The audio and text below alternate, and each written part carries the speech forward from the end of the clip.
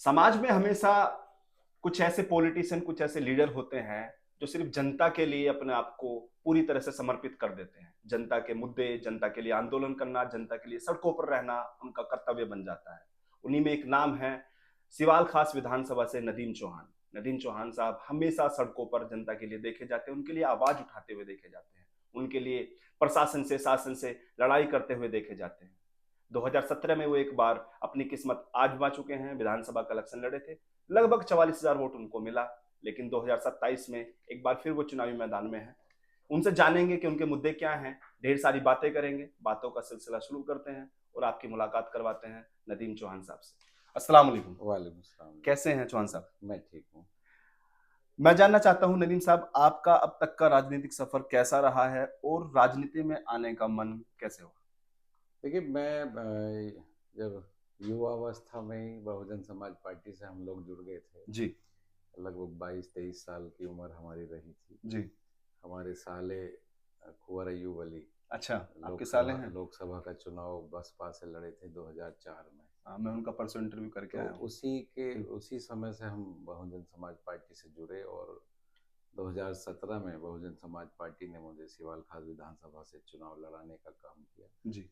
तो बस शौक ये है कि हम मैं दुआ करता हूँ ईश्वर से, अल्लाह से कि हमें मौका मिले कि कौम की खिदमत करने का अच्छा। और समाज को एक जो समस्याएं हैं हुँ। उन सबको हम कैसे दूर करें, उसी में हम कुछ बने ना बने अब तक का भी हमारा प्रयास यही रहा है। अच्छा। मैं जानना चाहता हूँ जो आपके अंदर जज़्बा है, कौम का, समाज का, उनके दिक्कतों को लड़ने का, जो मैं लगातार सोशल मीडिया पे देखता हूँ, लाखों लोग आपको देखते हैं, फ़ॉलो करते हैं। ये कहाँ से आया है? जज़्बा कहाँ से आया है? दर्द कहाँ से आया आपके अंदर?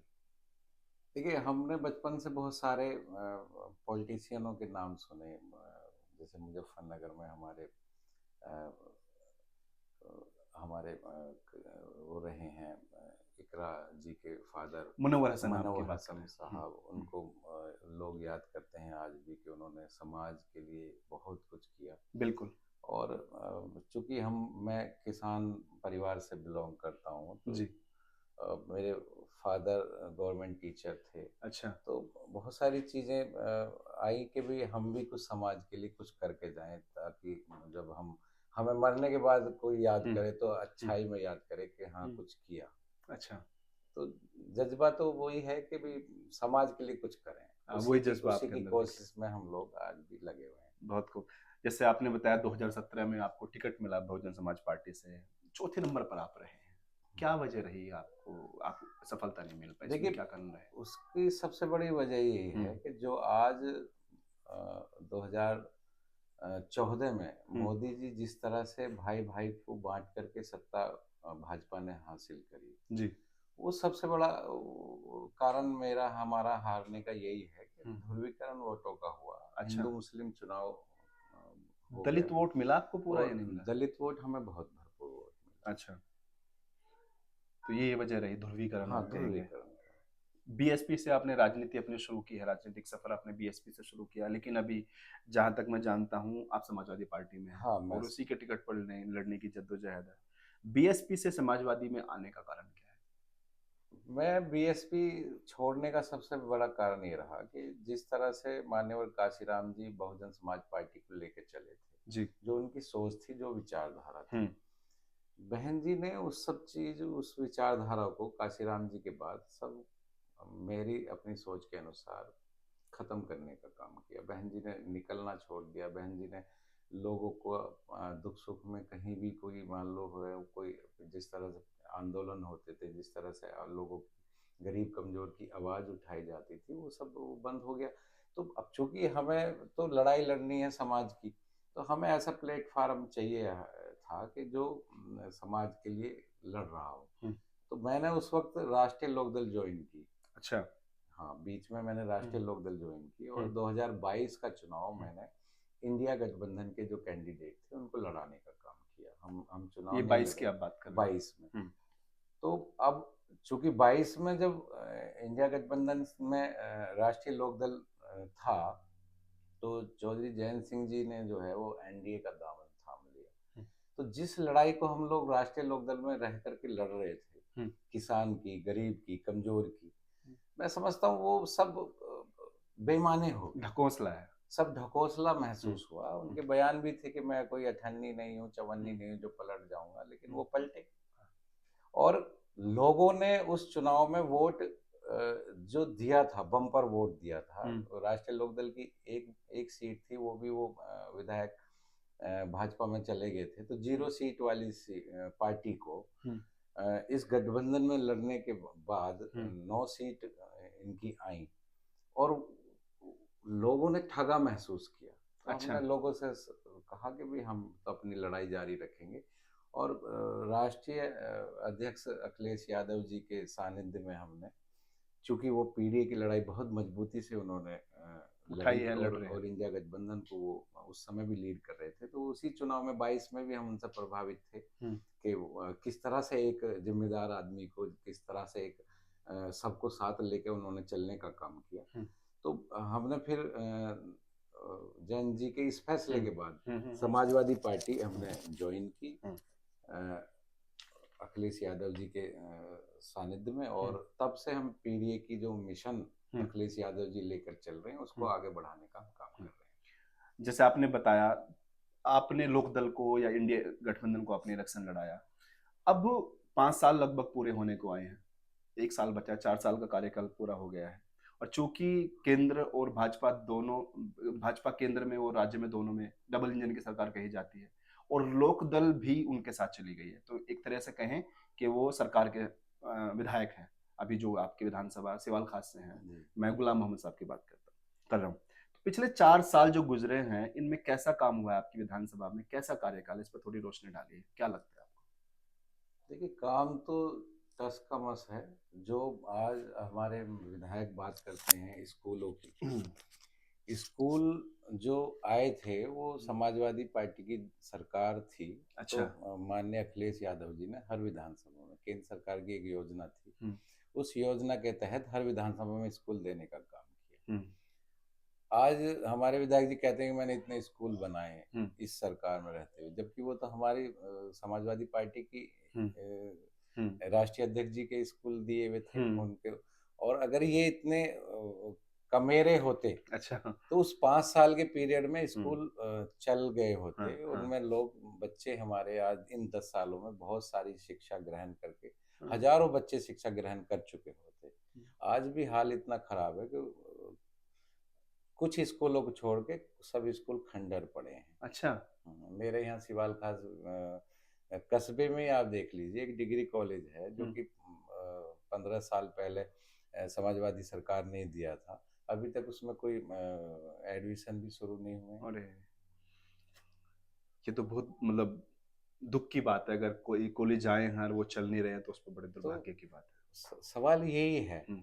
कि जो लेकिन लोग, वो तो बड़े जोर शोर से ना लगा कि मैंने इतने काम करा दिए, इतने काम, वो क्या काम है फिर उनके कराए नहीं, हुए उसमें? मैं बोल रहा हूँ तो आप उसमें, आप तो सब देख सकते हो ना। बिल्कुल, मैं उसका पूरा तो निरीक्षण करूंगा, पूरी उसकी वीडियो विधानसभा बनाऊंगा। का यही हाल है। हम्म। और नाली, सड़क, खड़ंजे, आप गांव देहात में जाओ, आप जाए देखोगे तो बहुत बुरा हाल है। कहा जाता है कि गुलाम मोहम्मद उनका नाम है, वो पूरे सिवाल खास विधानसभा के चहीते नेता हैं, और लोगों ने बार बार उनको 2 बार लगभग बनाया है नहीं, विधायक यहाँ का। वो चहीते अ, थे, लेकिन तब तक थे जब तक समाजवादी पार्टी के नेता थे। हम्म, समाजवादी पार्टी ने उनको हम्म, 2012 में हम्म, टिकट दे करके, और क्षेत्र की जनता ने उनको पे विश्वास दिखा करके हम्म, उनको विधायक बनाने का काम किया। हम्म, और फिर 2017 में हम, मैं बीएसपी से लड़ा, वो समाजवादी से लड़े, हम दोनों हार गए, वो हम्म, अलग बात है।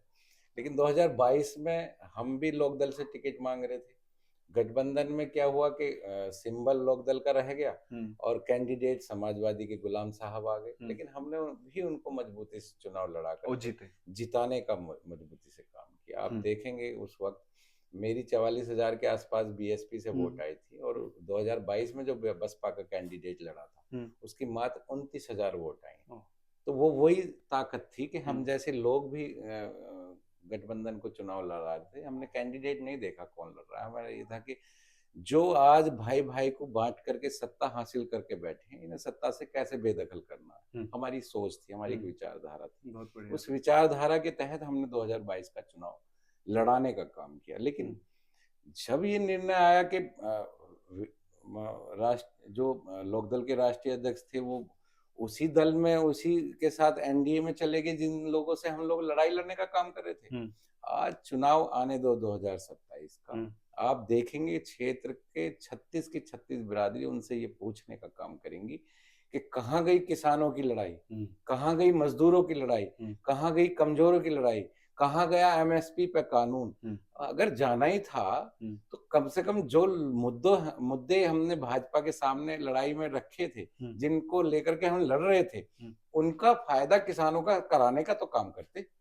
अंदर की खबर है जो, क्योंकि मैं एक पत्रकार हूं, खबर रहती है, गुलाम मोहम्मद को समाजवादी पार्टी ने नेता बनाया, पहली बार उनको विधायक बनाया, एमपी का चुनाव भी उनको लड़ने का मौका दिया, और दोबारा भी वो जीते हैं, विधायक बने हैं, तो वो गठबंधन था, इंडिया गठबंधन, उसी के उस पर भी आप बने हैं। लेकिन जब वो एनडीए में गए हैं, उनकी पार्टी एनडीए में गए हैं क्योंकि लोकदल के टिकट पे भी थे, उसके बाद उन्होंने बिल्कुल ताल्लुकात समाजवादी पार्टी से खत्म कर लिए, और यहाँ तक खबर है कि आपके जो पार्टी के अध्यक्ष हैं अखिलेश यादव, उनके फोन भी नहीं उठाए और फोन भी किया था। ये कैसा व्यवहार है, इसके बारे में क्या कहेंगे आप? देखिए, ये अपनी उनकी विचारधारा, अपनी सोच है। हर आदमी अपनी सोच के तहत राजनीति करता है। हम्म।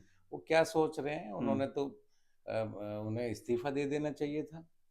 मैं अगर उनकी जगह होता तो उस जिन लोगों ने मुझे किसी के खिलाफ वोट दिया, जिन लोगों ने भाईचारा कायम करने के लिए वोट दिया, आज हम उनके साथ कैसे बैठ सकते हैं जो भाईचारा खत्म करने का काम कर रहे हैं। मैं होता तो मैं इस्तीफा दे करके दोबारा चुनाव में आता। तो वो उनकी अपनी विचारधारा, अपनी सोच है, और आप उनका हाल देख लो ना, अभी क्या हुआ है अभी एक मुजफ्फरनगर वीडियो के वायरल हो अंदर। रहा है इसका बहुत बड़ा। मुजफ्फरनगर के हाँ। अंदर क्या हाँ। हुआ, वो कितनी सफाई दे लें, एसएसपी साहब वहां क्यों नहीं सफाई दे रहे? हम्म। जिसके साथ गलत हुआ है, अगर वही सफाई दे तो क्या सफाई मानी जाएगी? सफाई देनी चाहिए थी। जो कप्तान थे मुजफ्फरनगर के, उन्होंने उनको रोकने का काम किया, वो सफाई देते कि भाई मैंने किन कारणों। और फिर क्या हुआ कि 11:30 बजे आपको रोका जाता है और 2:30 बजे आपको मंच मिलता है।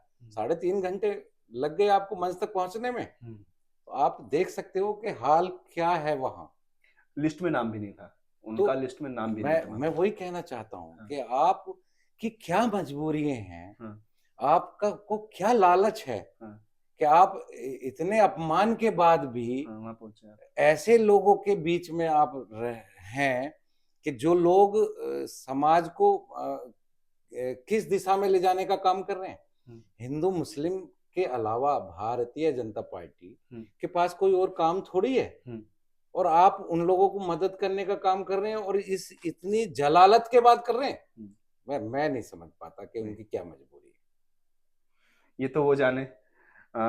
आप लगातार जमीन पे हैं, चीजों को देख रहे हैं, लोगों से मिल रहे हैं, क्या लगता है 2027 में समाजवादी पार्टी सीट को निकाल पाएगी? देखिए, सच ये है, जिस तरह से समाजवादी पार्टी के राष्ट्रीय अध्यक्ष अखिलेश यादव पीडीए की लड़ाई को लड़ने का काम कर रहे हैं, संविधान को बचाने का काम कर रहे हैं, क्षेत्र की जनता ने, उत्तर प्रदेश की जनता ने 2024 में ये मैसेज देने का काम कर दिया। आप समझिए 2024 जो कि एक चेहरे का चुनाव था, भाजपा का, मोदी जो लहर जिसको हम बोलते हैं, या मोदी के चेहरे पर पूरी आज के समय में भाजपा चल रही है, बिल्कुल उस चेहरे को भी उत्तर प्रदेश की जनता ने नकारने का काम किया है।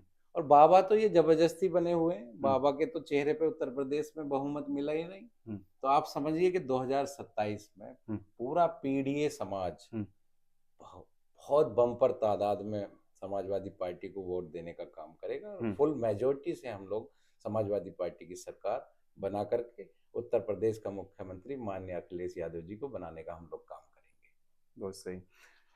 सिवाल खास विधानसभा की जो सीट है, इस पर टिकट के लिए बहुत बड़ी जद्दोजहद चल रही है, कई नाम मैं देख रहा हूँ। अभी जो रेस है टिकट की, क्या नदीम चौहान इस रेस को जीत पाएंगे?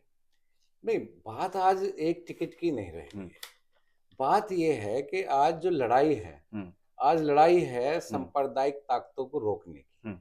इस देश का जो इतिहास रहा है, उस इतिहास को वापस लाने की। हमारे देश का इतिहास रहा है हिंदू मुस्लिम सिख ईसाई आपस में सब भाई भाई। जो भाजपा ने इस चीज को खत्म किया है, उसको लाने के लिए हमें कुर्बानी देनी पड़ेगी। और ये निर्णय तो राष्ट्रीय अध्यक्ष जी लेंगे, अखिलेश यादव जी जिसको भी कैंडिडेट बनाएंगे। हम रहा मेरा सवाल, चूंकि मैं 2017 यहाँ से लड़ चुका हूँ, तो मैं टिकट मांगने का काम कर रहा हूँ और अंतिम दिन तक मांगने का काम करूंगा। अगर राष्ट्रीय अध्यक्ष जी को अच्छा लगेगा हमें लड़ाने का, तो मैं चुनाव मजबूती से लड़ने का काम करूंगा, और बाकी वो जिसे भी वो मौका देंगे हम लोग मजबूती से उसको लड़ा करके जिता पार्टी करके हित में ही आप पार्टी हित में हम लोग पार्टी के लिए हमें काम करना है, और पार्टी के साथ साथ इस लड़ाई को लड़ना है जो पीडीए की अखिलेश यादव जी लड़ रहे हैं।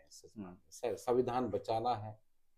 अगर आपको मौका मिला, आपको टिकट मिला और ऊपर वाले ने आपको इज्जत बख्शी, आप जीते, तो सिवाल विधानसभा में ऐसे क्या मुद्दे हैं, ऐसे क्या काम है जो आपके जहन में है कि सबसे पहले अगर मैं बना तो इन कामों को मैं सबसे पहले करूँ? देखिए हमारे यहाँ सबसे मेन चीज है स्वास्थ्य का बहुत बुरा हाल है, शिक्षा का बहुत बुरा हाल है। कई कई किलोमीटर में इंटर कॉलेज हैं, हमारी बेटियों को कई गांव में, हर गांव में शिक्षा का उनको उपलब्ध नहीं है। तो शिक्षा पे हम बहुत काम करेंगे और स्वास्थ्य पे हम बहुत काम करेंगे, क्योंकि स्वास्थ्य का बहुत बुरा हाल है। दूसरा मेन भाईचारा कायम करने का काम करेंगे, सब समाज को हम लोग साथ लेकर के चलने का काम करेंगे।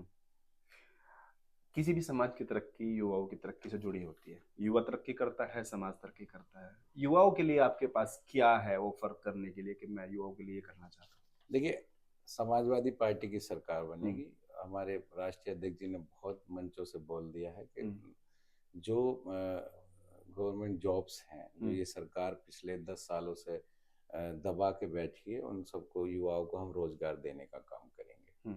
गुड। बच्चों के लिए मेरे हिसाब से दो चीजें बहुत अहम है जिस पर कभी किसी का ध्यान नहीं जाता। जब किसी से बात करते हैं तो अस्पताल की बात होती है, विद्यालयों की बात होती है, स्कूल्स की बात होती है, लेकिन दो चीज जो बहुत ज्यादा अहम है उन पर कोई बात नहीं करता। एक है खेल का मैदान, दूसरा एक लाइब्रेरी। अगर बच्चा दिन भर अपने आप को खेल के मैदान और लाइब्रेरी में खर्च करेगा तो मुझे लगता है उसका फ्यूचर ब्राइट है।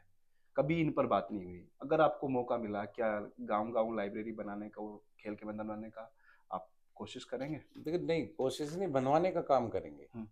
समाजवादी की सरकार बनेगी, हम विधायक बने न बने, हम सब रास्ते जानते हैं। अगर हमारी सरकार जिस तरह से बनने जा रही है और इस बनने चाहा तो हम विधायक बनेंगे, और अगर नहीं भी बनेंगे तब भी हम अपनी विधानसभा में खेल के मैदान और पुस्तकालय जो आपने बात करी है वो सब हम बनवाने का काम करेंगे। जो भी विकास कार्य हैं वो सब हम खुद भी कराने का काम करेंगे।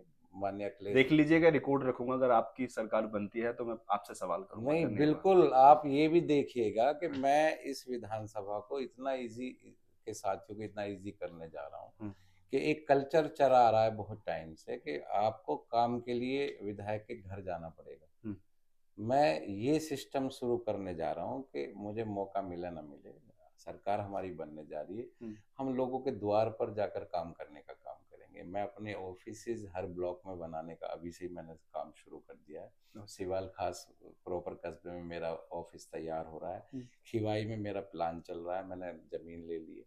तो मैं ये सिस्टम को बदल दूंगा सिवाल के अंदर कि आपको काम के लिए कहीं नहीं जाना विधायक के घर, विधायक आपके बीच में आकर के बैठ के काम करने का काम करेगा। बहुत बढ़िया। कोई ऐसा खास मैसेज जो मैं सवाल नहीं पहुंच पाया हूँ आपके मन में है, जनता से आप कहना चाहें तो कह सकते हैं? जनता से मेरी यही अपील है कि बहुत समय हो गया आपको लोग हिंदू मुस्लिम में बांट करके सत्ता की मलाई चाटने का काम कर रहे हैं, और ये जो देश का हमारा इतिहास रहा है, इस इतिहास को वापस हमें करना है और सबको हमें साथ लेकर के चलना है। और ये किसी के बहकाए में नहीं आना। 2027 में पीडीए के जननायक माननीय अखिलेश यादव जी को इस प्रदेश का मुख्यमंत्री बना करके सबके भले की सरकार चलाने वाले को मौका देने का हमें काम करना है। बहुत शुक्रिया, आपने बहुत हमें बहुत वक्त दिया, इसके लिए बहुत शुक्रिया।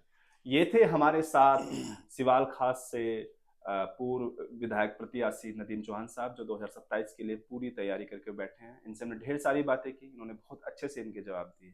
अब तक के लिए इतना ही। मैं परवेज खान लेता हूँ आपसे विदा, मिलेंगे नेक्स्ट वीडियो में, तब तक के लिए शुक्रिया।